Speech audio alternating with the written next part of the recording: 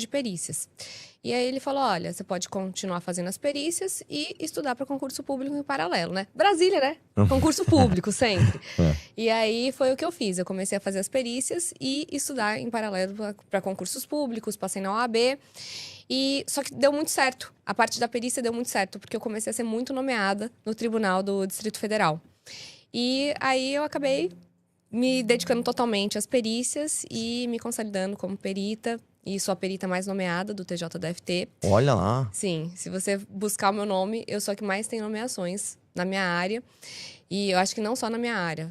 Se você procurar, vai dar mais de 500 nomeações, mais de 500 processos. Então, eu tenho uma carreira já de 12 anos. Nossa, tudo isso já. 12 anos de perícia, mais, né? Porque eu já fazia antes, mas sozinha há 12 anos nas perícias em documentos, áudio, imagens. E é isso. E fiz essa polêmica perícia do padre que vira e mexe desenterram, né? Pois é. E aí, por acaso, né? Ainda essa semana, como eu te falei, o Megali do nada resolveu falar disso daí. E como ele deu uma cutucada em você, né? Eu acho que assim, não cabe muito você falar da parte política. Não importa se você gosta dele, se você não gosta do Júlio Lancelotti, não importa. Mas a gente pode falar da perícia porque ele deu uma cutucada na perícia em si, né? Então, vamos ver. Tá no jeito? Ó, então vamos lá. Não consigo entender o ódio que as pessoas sentem pelo padre Júlio Lancelotti. Aí alguém dirá, mas houve um escândalo aí com o menor. Isso nunca foi provado. Houve uma... Sendo provado, aí contem comigo. Isso é uma barbaridade. Mas nunca foi. Foi feita ali uma perícia, mas me parece uma perícia bastante suspeita, contratada por caras que já têm um histórico de ataques ao padre Júlio. Eu não consigo entender. Os caras do MBL, né? Toda hora vão lá. Aí você vai ver, cara, por quê? Por que esse cara incomoda tanto? Ele é um cafetão da pobreza. Já ouvi muito isso. Ele é um cafetão da pobreza. Ele se promove em cima dos pobres.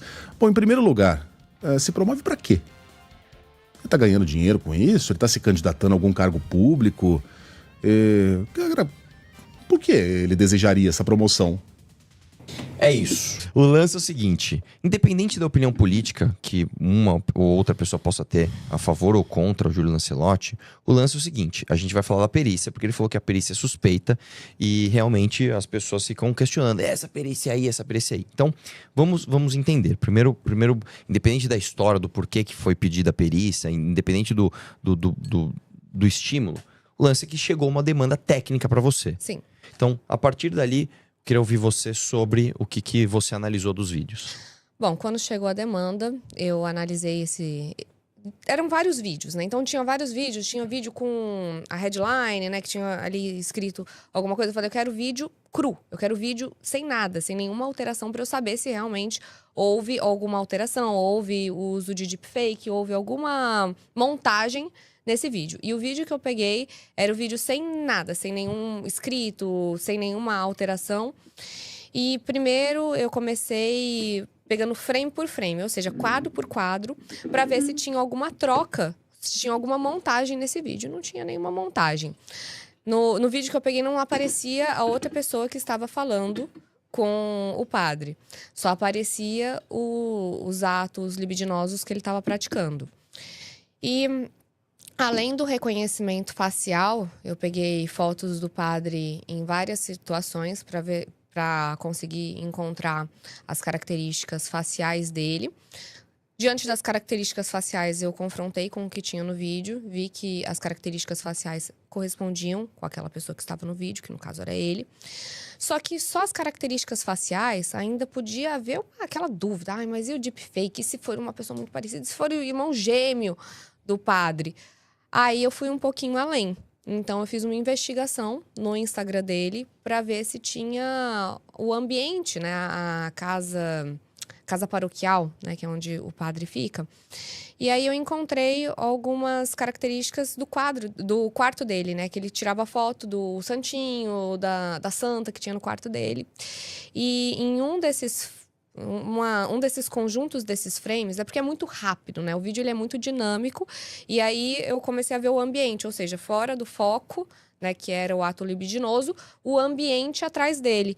E eu verifiquei o ambiente, móveis e santos que eram justamente os mesmos que figuravam no Instagram desse padre.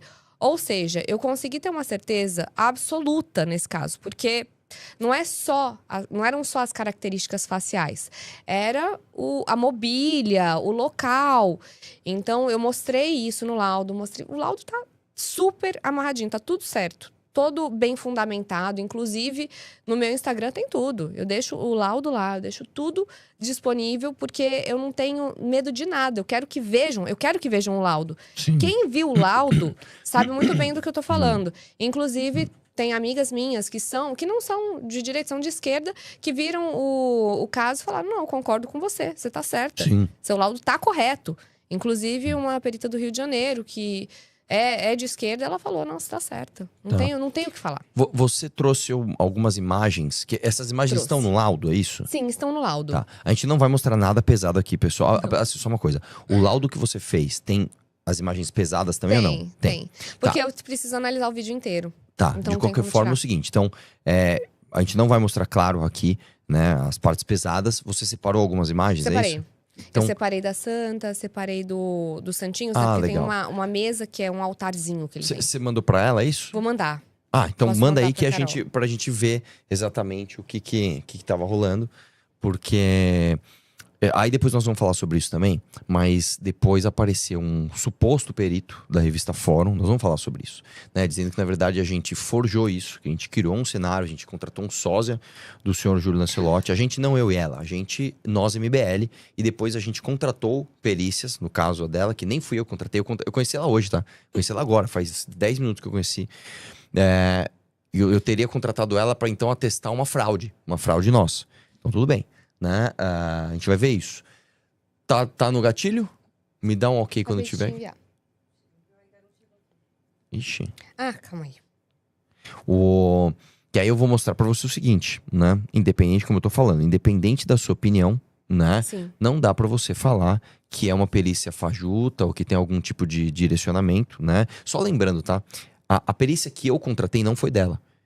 Eu nem conheci ela. A perícia que eu contratei foi em 2020. De um perito chamado Onias, um perito bastante conhecido, inclusive, e ele fez uma perícia. E eu fiz a denúncia e não mexi mais nisso.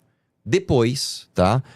O Rubinho Nunes, vamos falar o nome, vai. O Rubinho Nunes, acho que foi em 2020, sei lá quando, ele contratou uma perícia para esses vídeos, e aí chegou, eu não sei se foi em você ou no seu pai.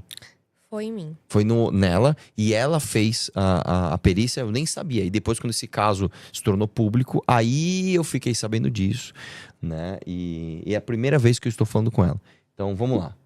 Fica à vontade aí. Fica à vontade aí. Então, essas partes são alguns frames, né? Então, no frame, você consegue ver o que está acontecendo no vídeo. Só que também, às vezes, a câmera passa e deixa aparecer a parte da mobília. E aí, nessa parte, foi onde eu consegui ter essa certeza. Porque não só é uma parte... Porque vamos supor que houvesse uma fraude, que houvesse toda essa montagem miraculosa que estavam pensando que existia. Vamos supor, poderiam contratar uma pessoa muito parecida, já seria muito difícil. Mas a mobília também? Tudo, deepfake. Então, e outra coisa, depois a gente vai falar da ação, mas o próprio perito da Fórum, no podcast que a gente foi, do Vilela, ele fala que não tem como excluir se foi o padre, se não foi o padre. Ele mesmo não dá certeza. Sim. E os dois peritos, tanto eu, meu pai, o Onias, todo mundo com certeza. Só que muitas vezes utilizam ali quem dá embasamento para embasar matérias fraudulentas, Sim. né?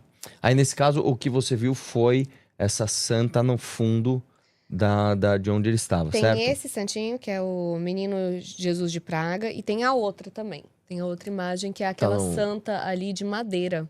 Tá. Então, eu comecei a pegar partes da mobília. Não só isso, tem próxima, também a outra mobília.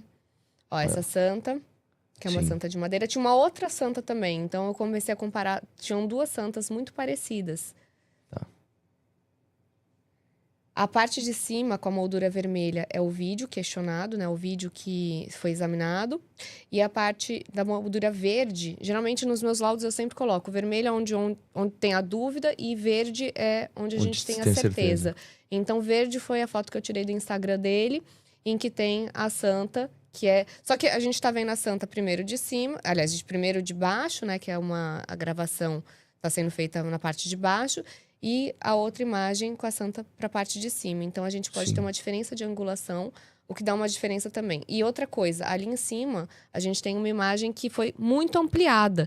Isso aparece num frame, então aquela parte ali é o braço do padre. Sim. Aquela parte que tá ali em cima. Então, eu tinha só um frame pequenininho que aparece essa santa. Você acha que se alguém fosse fazer uma fraude, ia pensar numa mobília, ainda ia passar durante milésimos de segundo, e aí ia aparecer uma santa? Sim. Tem mais uma imagem, é isso ou não? Tem essas duas, tem mais no laudo. Tá. Não, mas vamos nos limitar, Sim. Né, a essas coisas, Sim. né? Eu lembro que... Eu não lembro qual foi o laudo que eu li, se foi o seu, Donias, mas que tem as características faciais, né? Sim. E aí tem um frame do rosto dele e a comparação com outras aparições públicas dele em veículos oficiais de imprensa, etc. E aí tem aquele negócio que é vocês que manjam disso, né? A distância da bolinha de um olho para outro, da bolinha do nariz, a proporção com a boca, sobrancelha, não sei o que lá, atestando que era ele, né? Sim, Atestando que era ele. proporções faciais. Exatamente. E aí, a partir disso, você fez o laudo, entregou o laudo, e isso tomou uma consequência midiática. A partir da consequência midiática, veio a questão da revista Fórum, né? Sim. Explica pra gente o que aconteceu exatamente. Bom, a revista Fórum, tudo começou logo, acho que foi 2024, que foi quando eu fiz a perícia. Você fez a perícia no final de 23, é isso ou não? Não, foi 2024. Ah, sim. Dia 4 de janeiro de 2024, me procuraram e eu acho que finalizei dia 20. Foi assim, já em janeiro eu já tinha finalizado. E aí no começo do ano deu essa polêmica toda. Mas foi no começo de 2024. Quando deu essa polêmica, eu vi as matérias jornalísticas mentirosas da Fórum, que falavam que o laudo estava errado, que tinha deepfake. Aí juntavam o laudo do perito Gaziro. Não sei nem se eu posso falar o nome, mas... Pode, é o Mauro Gaziro. Ele é o perito da Fórum. Ele apareceu publicamente como perito da Fórum. Ele apareceu publicamente. E, inclusive, foi no podcast e tal. Então, tinha um laudo dele que eu não concordava. Inclusive, ele falou, olha só, tem aqui uma deepfake. Olha só. E a deepfake que ele fez estava totalmente diferente. Eu falei, caramba, você colocou uma deepfake pra mostrar que era totalmente diferente do que ficaria, né? Então... E só uma coisa, tá? Eu lembro que esses vídeos chegaram até mim em 2020, referindo-se a uma ocasião de 2019. Esses vídeos são de fevereiro de 2019. Sim. É que eles chegaram pra mim em 2020. Nessa época nem existia o deepfake. Não existia. Né? Então, assim, quando os vídeos foram feitos, não existiam. Quando ele chegou a mim, não existiam. Só depois, quando você fez a segunda perícia, mas espera aí. A perícia é 2024, mas o vídeo não é. É o mesmo vídeo de 2020 que eu recebi. Então, nem existia o deepfake, né? Na tela acho que aparece 2019. Eu sei que o vídeo é anterior a 2020. Nessa época nem tinha deepfake tão avançada a ponto de fazer. Eu lembro que a conclusão disso é porque em algum momento mostra o dia do evento e o dia da semana que era. E aí, pelo dia da semana e o dia do evento, você vê no calendário, ele caía em fevereiro de 2019. Era um negócio assim, né? Porque ele não tinha lá, fevereiro, tal lá de 2019, mas ele tinha o dia da semana que caía em 2019. Isso em 2020. Né? Então, em 2024 foi feita a perícia do vídeo de 2020, né? Sim. Então, esse vídeo ele já era anterior. Naquela época não tinha tecnologia para isso. Até mesmo no filme Os Vingadores, utilizaram um deepfake, não ficou tão boa. Nossa, será que alguém aqui do Brasil ia conseguir fazer uma deepfake tão perfeita? Não, é totalmente infundado. Mas é muito difícil de uma pessoa assumir os erros, né? Então, às vezes, a pessoa prefere ficar mentindo e se cobrir de mentiras. Só que o que acontece é que, quando começaram essas matérias jornalísticas, eu pensei, não, vai passar tudo isso, esse cancelamento vai passar, eu tô certa, eu sei disso e pronto. Só que, quando teve a notícia da minha pré-candidatura, eles voltaram a me bater. Só que quando você não dá um limite logo no começo, a pessoa já vem com um trator, já vem pra cima de você com força. E aí eles fizeram uma matéria jornalística falando que eu tinha feito uma falsa perícia. Falsa perícia, no Código Penal, é crime. 342 do Código Penal. E aí eu pensei, eu não posso deixar isso quieto. Claro. Isso é uma tenho- calúnia. Exatamente, eu tenho que entrar com as medidas judiciais cabíveis. Então, eu entrei com um processo contra a Fórum. E no meio desse cancelamento todo, né? Isso pra mim é novo, eu não tô muito acostumada a ser cancelada. E no meio desse cancelamento, eu falei, não, eu vou ter que fazer essa ação. Mesmo doente, eu fui lá, fiz a ação, entrei semana passada contra eles. A gente tem uma audiência agora para dia 5 de maio. Ah, entendi. No meu caso, tá? A gente processou a Fórum também, né? E é uma prática comum da Fórum apontar falsos crimes de pessoas que são seus opositores, né? Eles já fizeram isso comigo. Nesse caso, Júlio Lancelotti, a mesma coisa. O próprio perito foi no Vilela falar que eu tinha forjado o laudo. E depois, como isso ficou muito risível, né? Porque assim... Tá, então eu contratei um estúdio, contratei um sósia, depois ele mesmo foi no mesmo podcast do Vilela, falar que não dá pra gente concluir, e depois tem uma fala dele, eu uso isso no processo, onde ele assume, não é ele. Tem uma fala que ele fala, é ele Às coloca. 2h06 Nossa! Eu coloquei no meu processo. Eu faço isso quando eu vou pra debate, eu anoto exatamente o segundo que a pessoa fala Tá do negócio. E aí ele falou. Então, enfim, é que aqui no Brasil essas coisas demoram, mas o processo vai rolar, então eu espero que o resultado seja positivo. E uma coisa que eu sempre falo é o seguinte: se a gente cometeu um crime tão grave contra uma figura tão ilibada, por que ele não nos processa? A esquerda processa qualquer coisa. Se você falar, eu acho que a Erika Hilton não deve ser presidente, não sei o que lá. Transfobia. Como é que a gente então teria forjado uma coisa tão grave, né? E simplesmente a gente não teria nenhuma consequência jurídica disso? Como assim, cara? Então eu sempre falo, eu desafio o senhor Júlio Lancelotti a me processar, né? Já que, né, eu forjei esse vídeo, eu inventei isso, eu desafio o senhor Júlio Lancelotti a me processar. Você gostou desse corte? Deixe o seu like. Se você gosta de se manter informado no mundo da política, considere se inscrever. Temos vídeos novos todos os dias.